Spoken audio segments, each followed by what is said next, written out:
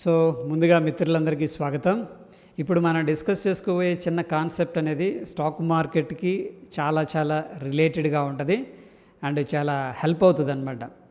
మన ఫ్రెండ్ అరవింద్ అనే వ్యక్తి ఏం చేశాడంటే హైదరాబాద్లో కారు తీసుకున్నాడు.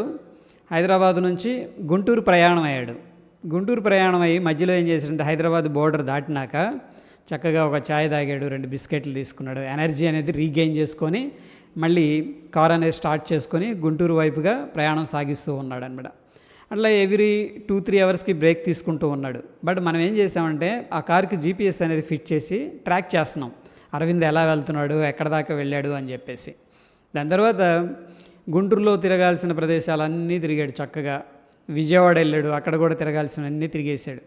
దాని తర్వాత మనం ఏమనుకున్నామంటే ఇంకా మన అరవింద్ ఏదైతే కారు తీసుకొని వెళ్ళిపోయాడు కదా, మళ్ళీ వచ్చేస్తాడు అనుకుంటున్నాం, ఎందుకంటే అక్కడ తిరగాల్సిన ప్రదేశాలు అయిపోయినాయి, వస్తాడని. బట్ అతని ప్లాన్ ఏంటంటే నెక్స్ట్ వైజాగ్ వెళ్ళాలని చెప్పేసి ప్లాన్ చేస్తూ ఉన్నాడు అనమాట. సో ఈ వైజాగ్ వెళ్ళే క్రమంలో కూడా ఎవ్రీ 2-3 అవర్స్కి ఏంటంటే బ్రేక్ తీసుకోవడం, చక్కగా చిల్ అవ్వటం అండ్ చాయ్ బిస్కెట్ తీసుకోవడం, మధ్య మధ్యలో ఫుడ్ కన్జ్యూమ్ చేయటం, హ్యాపీగా ఎనర్జెటిక్గా ఏంటంటే ముందుకు సాగుతూ ఉన్నాడు.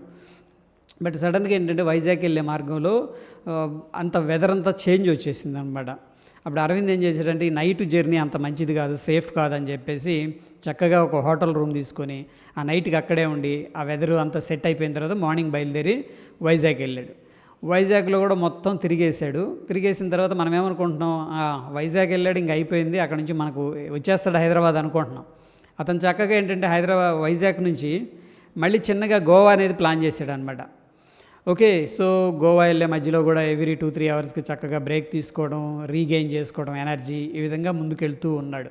సో ఇక్కడ అరవింద్ ప్లేస్లో ఏంటంటే మనం ఈ యొక్క పర్టికులర్ స్టాక్ను కూడా పెట్టవచ్చు అనమాట.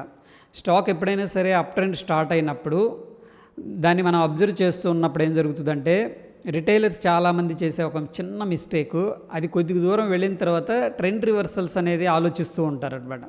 అక్కడ నుంచి కిందకు వస్తుందేమో అని చెప్పేసి. ఓకే, దాని తర్వాత కొద్దిగా అక్కడ కన్సోల్టేషన్ తీసుకొని ఏ విధంగా అయితే మన అరవింద్ 2-3 అవర్స్ తర్వాత రెస్ట్ తీసుకుంటున్నాడో మార్కెట్ కూడా ఏంటంటే కంటిన్యూస్గా వెళ్ళలేదు. ఎందుకంటే అది పైకి వెళ్ళాలంటే మనుషులు కావాలి, బుల్స్ బై చేసేవాళ్ళు కావాలి. వాళ్ళని అట్రాక్ట్ చేయడానికి ఒక్కొక్కసారి 1 డే పడుతుంది, లేకపోతే 1 మంత్ కూడా టైం పడుతుంది అనమాట.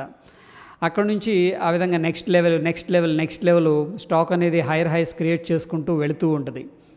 సో ఇక్కడ అరవింద్ ప్లేస్లో ఫర్ ఎగ్జాంపుల్ మన స్టాక్ని తీసుకుంటే అది డౌన్ ట్రెండ్ కానీ అప్ ట్రెండ్ కానీ, అంటే ఆ డ్రైవర్ కూర్చున్న సీట్ అనేది వెరీ ఇంపార్టెంట్ అనమాట. ఒకవేళ అతను బుల్ కూర్చున్నాడు అనుకోండి, ఆ డ్రైవర్లో బుల్ ఏం చేస్తుంది, మార్కెట్ని పైకి తీసుకెళ్తూ ఉంటుంది.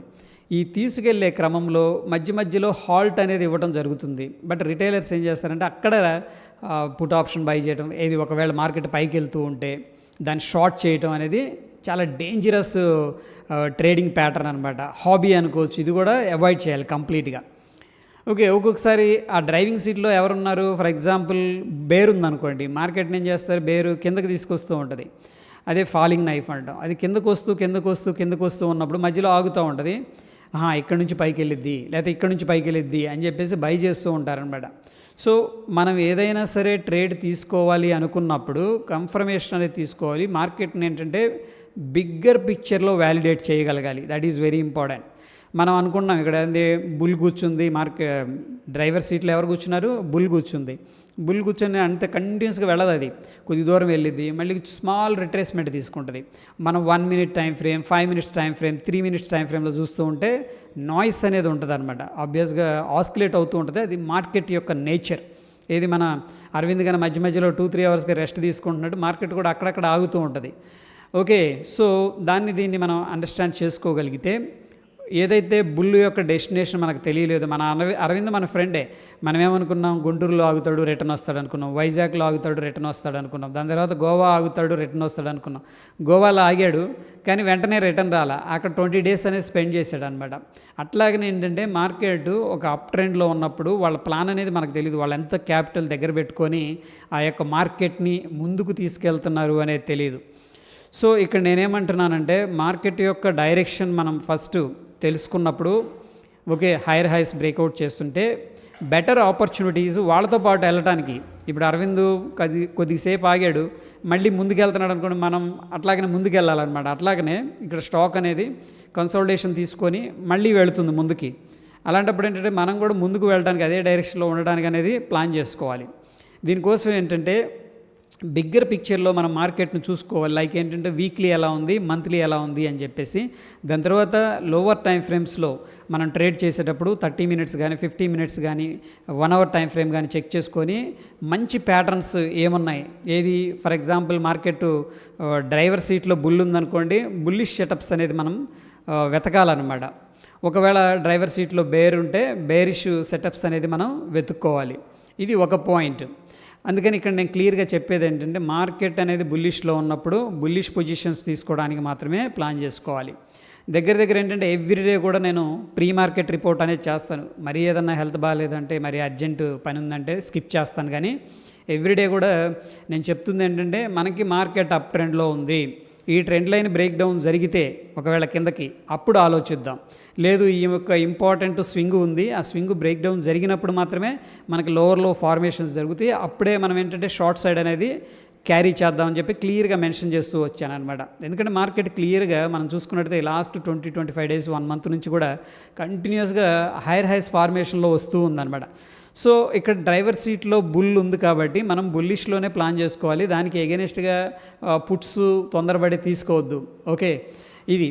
దాని తరువాత ఏమవుద్దంటే మనం కార్ని ఏ విధంగా అయితే ట్రీట్ చేస్తామో స్టాక్ కూడా అనమాట. స్టాక్ స్టార్ట్ అయ్యేటప్పుడు అగ్రెసివ్గా స్టార్ట్ అవ్వదు. ఒక అప్ ట్రెండ్ కానీ ఒక డౌన్ ట్రెండ్ కానీ స్టార్ట్ అయ్యేటప్పుడు, ఎస్పెషల్లీ అప్ ట్రెండ్ స్టార్ట్ అయ్యేటప్పుడు చాలా స్లోగా స్టార్ట్ అవుతుంది అనమాట.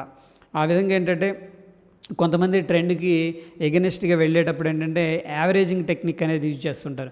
ఫర్ ఎగ్జాంపుల్ స్టాక్ అనేది ఒక 5% పెరిగింది అనుకుందాం, ఫర్ ఎగ్జాంపుల్ అక్కడ షార్ట్ చేస్తారు. ఇంకో 3% ఎక్స్ట్రా పెరిగింది, అక్కడక్కడ షార్ట్ చేసుకుంటూ ఉంటారనమాట. బట్ లాస్ట్కి ఏం జరిగిందంటే మార్కెట్ ఒకసారి ఎగ్జాస్ట్ అయిపోద్ది. అంటే మన కార్ అయితే స్లోగా 0 కిలోమీటర్స్ నుంచి 10 కిలోమీటర్ 20, 30, 40, 50, 100 కూడా వెళతానికి కొద్దిగా టైం పడుతుంది. ఓకేనా, అట్లాగే మార్కెట్లో మొమెంటం రావడానికి కూడా టైం పడుతుంది. అందుకని ఎప్పుడు కూడా టాపు అండ్ బాటమ్ని ఐడెంటిఫై చేయడానికి ట్రై చేయొద్దు. మార్కెట్లో ఒకవేళ అప్ ట్రెండ్ అనేది కనిపిస్తూ ఉంటే వాళ్ళతో పాటు వెళ్ళటమే. అఫ్కోర్స్ ఎప్పుడన్నా ఒక్కొక్కసారి స్టాప్ లాస్ అనేది హిట్ అయిపోతుంది, that is the part of the process. But మనకి యాక్యురసీ పెరుగుతుంది అండ్ స్ట్రాంగ్గా మనకేంటంటే సక్సెస్ రేట్ అనేది కూడా ఎక్కువగా ఉంటుంది అండ్ ప్రాబబిలిటీ మనకి ఎక్కువ ఉంటుంది అనమాట మనం సక్సెస్ అవ్వడానికి. ఎందుకంటే మనకి డ్రైవరు బుల్ ఉంది కాబట్టి బుల్ సైడ్ ప్లాన్ చేసుకుంటున్నాం, డ్రైవర్ బేర్ ఉంది కాబట్టి బేర్ సైడ్ అనేది ప్లాన్ చేసుకుంటున్నాం. ఓకే, సో ఈ విధంగా ఏంటంటే మనం ఒక బిగ్గర్ పిక్చర్లో మార్కెట్ని అండర్స్టాండ్ చేసుకొని దాన్ని లోవర్ టైం ఫ్రేమ్స్లోకి కన్వర్ట్ చేసుకొని మంచి ట్రేడింగ్ ప్యాటర్న్స్ అనేవి ఐడెంటిఫై చేసి ఎంట్రీ తీసుకుంటే డెఫినెట్గా బెటర్ రిజల్ట్స్ అనేది వస్తూ ఉంటాయి ఫ్రెండ్స్. ఓకే, సో అది ఈ విధంగా ఏంటంటే మన జర్నీ ఏదైతే ఉందో అక్కడ డెస్టినేషను, మనం అనుకున్న డెస్టినేషన్ గుంటూరు కాదు, అతను చాలా దూరం వెళ్ళాడు. అట్లాగనే మార్కెట్ ఏదో ఒక 100 పాయింట్లు వెళ్ళి 5% వెళ్ళి 10% తగ్గి ఆగిపోద్ది అని చెప్పేసి మనం ఎక్స్పెక్ట్ చేయకూడదు. అన్లెస్ అంటే ఏంటంటే మన బిగ్గర్ పిక్చర్లో ఏదన్నా ట్రెండ్ నిజంగా రివర్స్ అయితే తప్పితే మనం అనేది ఎక్స్పెక్ట్ చేయకుండా ఆ యొక్క ట్రెండ్లో ఉండడానికి పార్టిసిపేట్ చేస్తూ ఉంటే డెఫినెట్గా ఏంటంటే బెస్ట్ రిజల్ట్స్ అనేది వస్తూ ఉంటాయి. Okay, thank you friends.